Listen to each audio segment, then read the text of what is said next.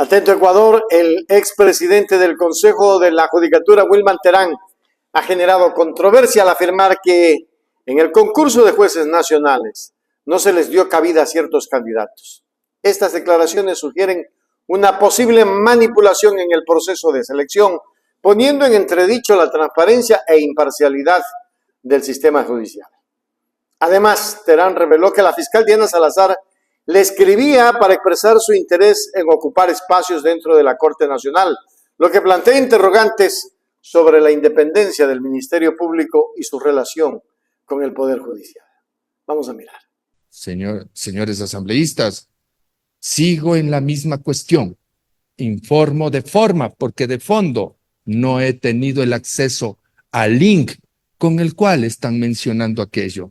Debo de indicar de que con la suspensión practicada en derecho y que respecto de ello existe una sentencia de garantías jurisdiccionales, Fiscalía practicó un primer acto de intimidación. El primer acto de intimidación fue el allanamiento de 12 de mayo a las instalaciones del Consejo de la Judicatura, mencionando por una supuesta obstrucción a la justicia. Allanamiento con el cual impidió y obstruye la labor que practica el Consejo de la Judicatura en esas actuaciones disciplinarias contra jueces y juezas en general, de primero, segundo nivel y jueces nacionales.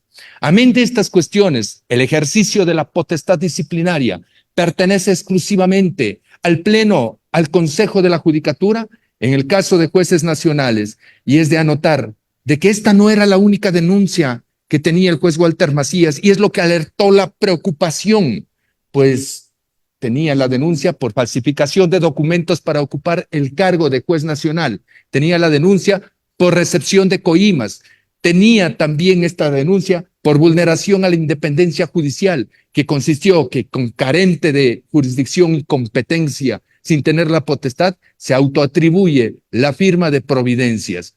Pues cuando existe una ingente urgencia y una alerta pública y una alarma social, el Consejo de la Judicatura debe de activarse, así como se activó a la velocidad en los tiempos en que ejercí la presidencia del Consejo de la Judicatura y suspendíamos y destituíamos a los jueces con la urgencia que debía de realizarse y practicarse.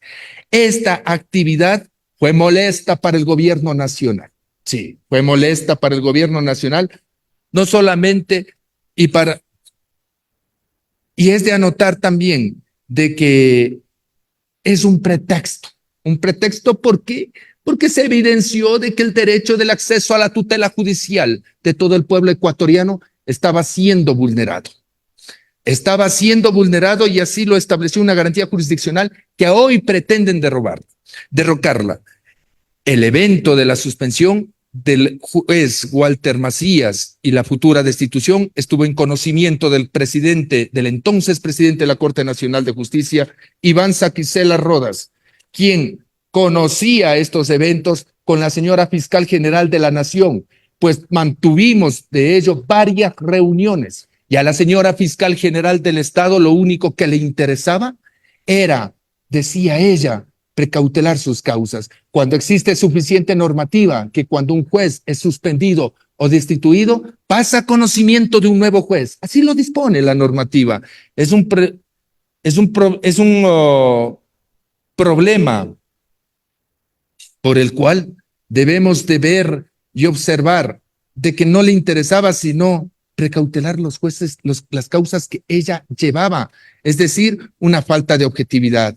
Vamos a hablar de ejemplos en la historia. Recuérdese que allá por el año entre el 2020 al 2022 precisamente, el entonces presidente de la Corte Nacional de Justicia, Iván Saquicela Rodas, fue suspendido en el ejercicio de sus funciones justo por no dar dinamismo a ciertas actividades en el ejercicio de su potestad y de su jurisdicción y de su competencia.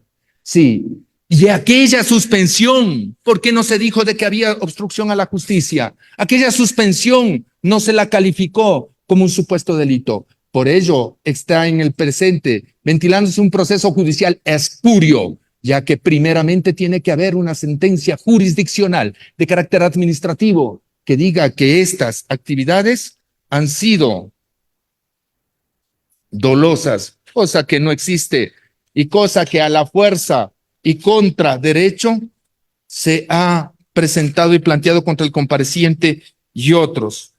Pero si los derechos no se respetan, si se violan los procedimientos, ¿qué puede hacer el pobre ciudadano como yo? Simplemente decirles, estoy observando una serie de actuaciones en las cuales, con la notificación, se supone que tengo la suprema iluminación de conocer los contenidos de cada uno de los documentos.